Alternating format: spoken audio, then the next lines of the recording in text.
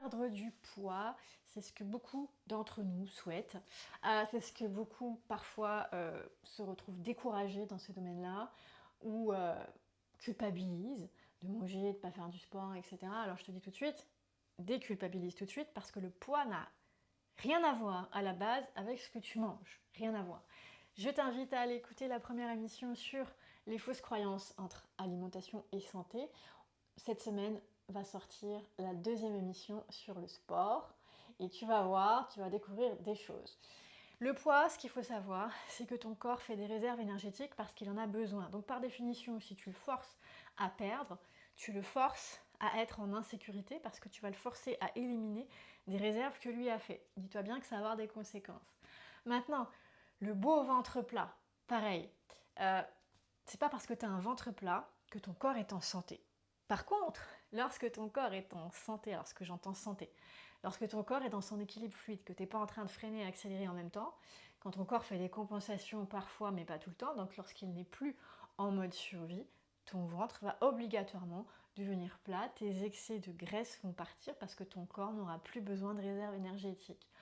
Des fois, à ce moment-là, tu peux lui donner un petit coup de pouce dans cette transition, mais sinon il va le faire naturellement.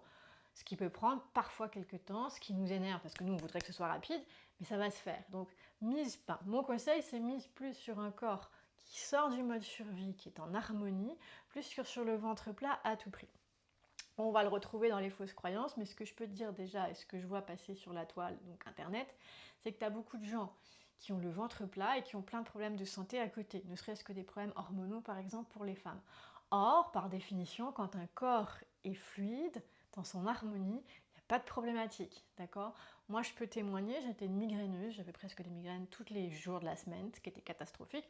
Aujourd'hui, c'est quasiment zéro, ça peut arriver de temps en temps, mais c'est hyper rare, et quand ça arrive, c'est beaucoup moins fort, et c'est juste mon corps qui fait une régulation, et c'est fini, on n'en parle plus.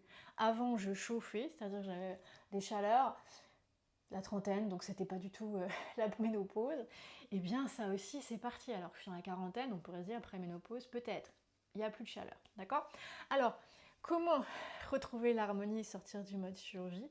Par exemple, déjà en retrouvant une mobilité au niveau de ton bassin. Tu sais, cet exercice que je te fais faire là, où on va rouler, ce qui n'est pas si facile pour tout le monde.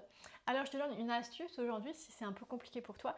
Imagine que tes fesses te poussent. Tes fesses poussent tout le reste de ton tronc. Donc tes fesses te poussent vers l'avant comme ça. Automatiquement, tu vas te retrouver avec le nombril qui a roulé vers l'avant, la poitrine qui est sortie et la tête ici qui est alignée, qui ne se retrouve pas en arrière. Donc essaye et dis-moi qu'est-ce qui te parle le plus, le bassin qui roule ou les fesses